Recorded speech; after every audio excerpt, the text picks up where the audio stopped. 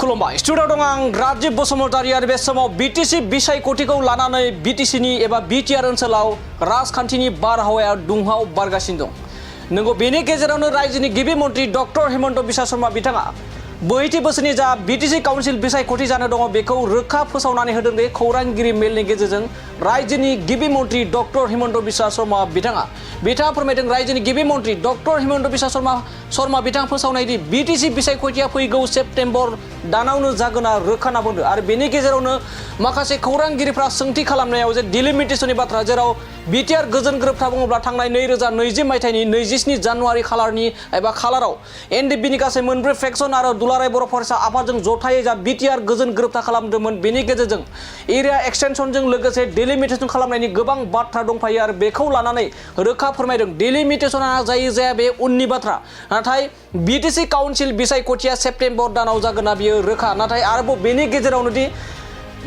BTR गोजोन गोरोबथानि गेजेरजों जाबायदि गामि सोसननांगौ बे गामि सोसननाय खामानिया अलरेडि जागासिनो दं आरो जाबाय थागोन नाथाय जा डिलिमिटेशन बियाब बारायनाय जा 40 निफ्राय 60 बियाब खालामनायनि बाथ्राया बे समाव गोबां माने सावराय जागासिनो दं गोबां दैदेनगिरि आरो दुलाराय बर' फरायसा आफादनिफ्राय गोख्रों नारसिननाय जादों जे 40 निफ्राय 60 बियाब खालामनांगौ होननानै दाबि दिखांनायफोरा फैबाय थानाय समाव मा समाव जागोन बेयो जेबो नलेजाव गैया नाथाय बिटिसि काउन्सिल बिसायख'थिया फैगौ सेप्तेम्बर दानाव जागोना रोखा होननानै बाथ्रा बुंदों दानिया फैदो बिदिब्ला जे 40 निफ्राय 60 बियाब थामहिनबा डिलिमिटेशन जानायनि बाथ्राखौ लानानै माबायदि बाथ्रा बुंदों रायजोनि गिबि मन्त्रि डक्टर हिमन्त बिश्व शर्मा बिथांनिफ्राय जों आबुङै मिथिना लानि In September, election for BTC will be conducted. Is there any plan for delimitation before the election? I don't think. Only there will be a small delimitation to include the new villages. So, in one of the constituency, we have to tag the new villages which has been included. But otherwise, there will be no delimitation. Election will be held in month of September. In September, election for BTC will be conducted. Is there any plan for delimitation before the election? I don't think. Only there will be a small delimitation to include the new villages. So, in one of the constituency, we have to tag the new villages which has been included.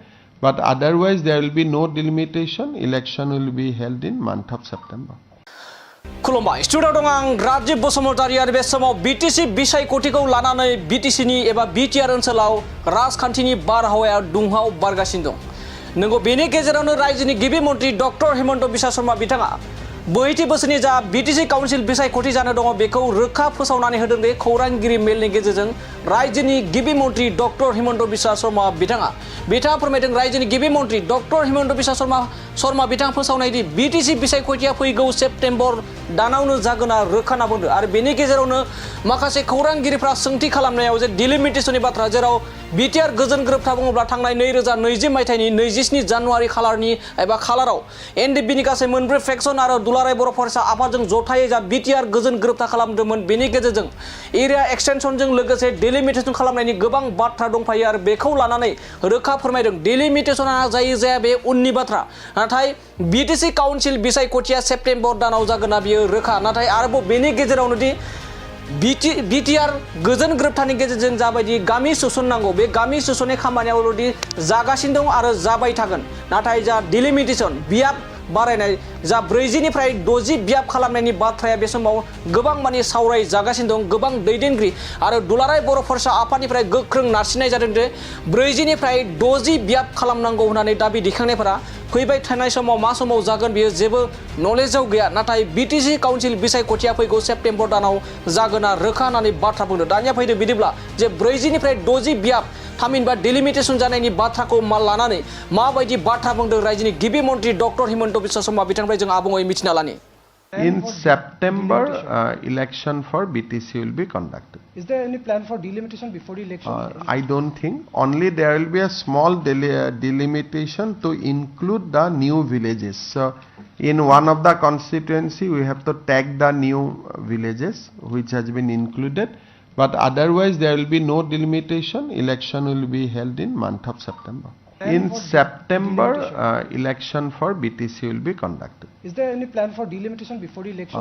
I don't think. Only there will be a small delimitation to include the new villages. So, In one of the constituency, we have to tag the new villages which has been included, but otherwise there will be no delimitation. Election will be held in month of September. खुलुमबाय studio दं आं राजीब बसुमतारी आरो बे समाव BTC बिसायख'थिखौ लानानै बिटिसिनि एबा BTR ओनसोलाव राजखान्थिनि बारहावाया दुंहाव बारगासिनो दं। नंगौ बेनि गेजेरावनो रायजोनि गिबि मन्त्रि डक्टर हिमन्त बिश्व शर्मा बिथाङा 42 बोसोरनि जा बिटिसि काउन्सिल बिसायख'थि जानो दङ बेखौ रोखा फोसावनानै होदों दे खौरांगिरि मेलनि गेजेरजों रायजोनि गिबि मन्त्रि डक्टर हिमन्त बिश्व शर्मा बिथाङा फोरमायदों रायजोनि गिबि मन्त्रि डक्टर हिमन्त बिश्व शर्मा बिथाङा फोसावनाय दि बिटिसि बिसायख'थिया फैगौ सेप्तेम्बर दानावनो जागोना रोखा होनना बुंदों आरो बेनि गेजेरावनो माखासे खौरांगिरिफ्रा सोंथि खालामनायाव जे डिलिमिटेशननि बाथ्रा जेराव बिटिआर गोजोन गोरोबथा बुङोब्ला थांनाय 2020 मायथाइनि 27 जानुवारि खालाराव एनडिपिनि गासै मोनब्रै फ्रेक्सन आरो दुलाराय बर' फरायसा आफादजों जथायै जा बिटिआर गोजोन गोरोबथा खालामदोंमोन बेनि गेजेरजों एरिया एक्सटेनसनजों लोगोसे डिलिमिटेशन खालामनायनि गोबां बाथ्रा दंफायो आरो बेखौ लानानै रोखा फोरमायदों डिलिमिटेशना जायो जाया बे उननि बाथ्रा नाथाय बिटिसि काउन्सिल बिसायख'थिया सेप्तेम्बर दानाव जागोना बियो रोखा नाथाय आरोबाव बेनि गेजेरावनो दि बिटिआर गोजोन गोरोबथानि गेजेरजों जाबायदि गामि सोसननांगौ बे गामि सोसननाय खामानियावल'दि जागासिनो दं आरो जाबाय थागोन नाथाय जा डिलिमिटेशन बियाब बारायनाय जा 40 निफ्राय 60 बियाब खालामनायनि बाथ्राया बे समाव गोबां माने सावराय जागासिनो दं गोबां दैदेनगिरि आरो दुलाराय बर' फरायसा आफादनिफ्राय गोख्रों नारसिननाय जादों जे 40 निफ्राय 60 बियाब खालामनांगौ होननानै दाबि दिखांनायफोरा फैबाय थानाय समाव मा समाव जागोन बेयो जेबो नलेजाव गैया नाथाय बिटिसि काउन्सिल बिसायख'थिया फैगौ सेप्तेम्बर दानाव जागोना रोखा होननानै बाथ्रा बुंदों दानिया फैदो बिदिब्ला जे 40 निफ्राय 60 बियाब थामहिनबा डिलिमिटेशन जानायनि बाथ्राखौ लानानै माबायदि बाथ्रा बुंदों रायजोनि गिबि मन्त्रि डक्टर हिमन्त बिश्व शर्मा बिथांनिफ्राय जों आबुङै मिथिना लानि In September, election for BTC will be conducted. Is there any plan for delimitation before the election? I don't think. Only there will be a small delimitation to include the new villages. So, in one of the constituency, we have to tag the new villages which has been included. But otherwise, there will be no delimitation. Election will be held in month of September. In September, election for BTC will be conducted. Is there any plan for delimitation before the election? I don't think. Only there will be a small delimitation to include the new villages. So, in one of the constituency, we have to tag the new villages which has been included. But otherwise, there will be no delimitation. Election will be held in month of September. खुलुमबाय studio दं आं राजीब बसुमतारी आरो बे समाव BTC बिसायख'थिखौ लानानै बिटिसिनि एबा BTR ओनसोलाव राजखान्थिनि बारहावाया दुंहाव